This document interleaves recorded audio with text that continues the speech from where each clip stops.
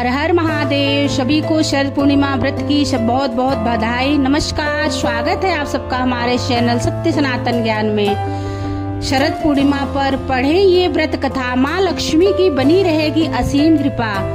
आइए जानते हैं व्रत कथा। आश्विन मास के शुक्ल पक्ष की पूर्णिमा शरद पूर्णिमा के रूप में मनाई जाती है। शरद पूर्णिमा को कोजागिरी पूर्णिमा व्रत और रास पूर्णिमा भी कहा जाता है तथा कुछ क्षेत्रों में इस व्रत को कौमुदी व्रत भी कहा जाता है। सनातन धर्म में शरद पूर्णिमा का विशेष महत्व है।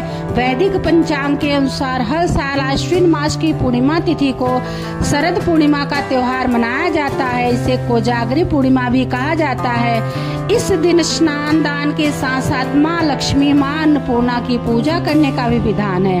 इसके अलावा विष्णु जी और चंद्रमा की भी पूजा की जाती है। इस साल शरद पूर्णिमा का पर्व 6 अक्टूबर को मनाया जाएगा। वहीं इस दिन पूजा के समय व्रत कथा पढ़ना जरूरी माना जाता है, वरना पूजा अधूरी मानी जाती है। आइए जानते हैं शरद पूर्णिमा और कोजागिरी पूर्णिमा की व्रत कथा। पौराणिक कथा के अनुसार एक नगर में एक ब्राह्मण रहता था। उसकी 2 पुत्रियां थी। उसकी बड़ी पुत्री हर पूर्णिमा का व्रत किया करती थी, जबकि छोटी बेटी चंचल मन होने की वजह से कभी भी व्रत पूरा नहीं कर पाती थी। दोनों की जवान होने पर ब्राह्मण ने दोनों का विवाह किया। कुछ समय के बाद बड़ी बहन को एक सुंदर पुत्र की प्राप्ति होती है, लेकिन छोटी बहन के यहाँ कोई संतान नहीं हो पाती है। इसके साथ ही उसके पति के कामकाज पर भी बुरा असर पड़ रहा था। ससुराल वालों को जब समझ नहीं आ पाता है कि इस बुरे माहौल की क्या वजह है, तब वह घर में ज्योतिष को बुलाकर पूछते हैं उसकी वजह क्या है। तब ज्योतिष बताते हैं कि इन सब की वजह पूर्णिमा व्रत का पूरा न रखना और अधूरा छोड़ना है, जिसके कारण तुम्हारी संतान पैदा होते ही मर जाती है। अगर आप पूर्णिमा का व्रत पूरा करेंगी तो आपकी संतान मरेगी नहीं। इस बात को छोटी बहन से अच्छे समझ लिया।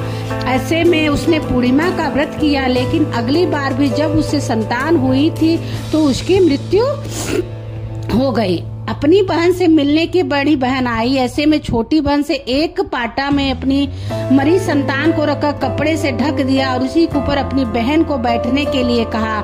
जैसे ही बड़ी बहन उसमें बैठने की हुई तो उसका वस्त्र बच्चे को छू गया और वह तुरंत ही रोने लगा। तब बड़ी बहन ने छोटी बहन से कहा कि अच्छा, मेरे नीचे रखकर मेरे ऊपर तो अपनी संतान की मौत का लांछन लगाना चाहती थी। इस पर छोटी बहन ने कहा कि बहन, मेरी संतान पहले ही मर चुकी थी, लेकिन तेरे पुण्य से वह दोबारा जीवित हो गई है। इसके साथ ही छोटी बहन ने पूर्णिमा व्रत करने का ढिंढोरा पिटवा दिया और वह हर साल इस व्रत को विधिवत तरीके से पूरा करने लगी। आइए जानते हैं इस दिन क्या उपाय करने चाहिए। पंडित प्रदीप मिश्रा के अनुसार शिवलिंग पर चढ़ाए ये चीजें बिगड़े काम होंगे पूरे।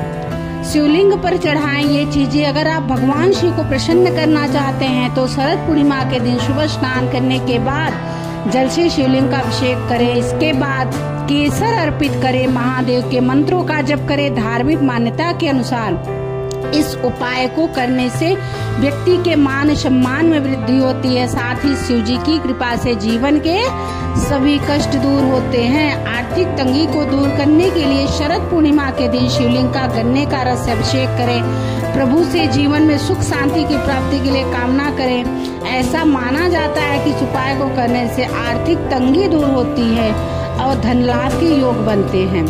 शरद पूर्णिमा के दिन माँ लक्ष्मी की विशेष पूजा अर्चना की जाती है। मान्यता है कि इस दिन माँ लक्ष्मी से जुड़े कुछ उपायों को करने से उनका आशीर्वाद प्राप्त होता है और घर में सुख, समृद्धि व खुशहाली आती है।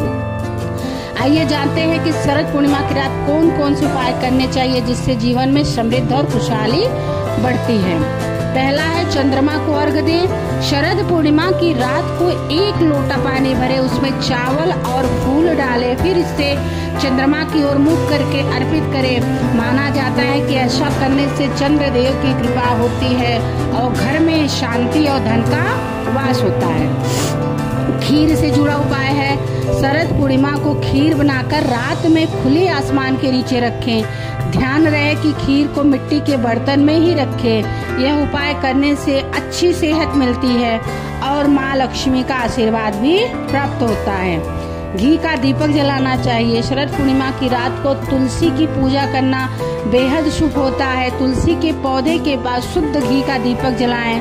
तुलसी माता को प्रणाम करें और अपने घर में सुख शांति और समृद्धि की कामना करें। वैवाहिक जीवन में खुशियों का आगमन और पति पत्नी के रिश्ते में मधुरता के लिए तुलसी की पूजा करना शुभ माना जाता है। शरद पूर्णिमा के दिन पूजा के दौरान माँ तुलसी को 16 श्रृंगार चढ़ाएं। इसके बाद इस सामान को किसी सुहागिन महिला को दान में दे।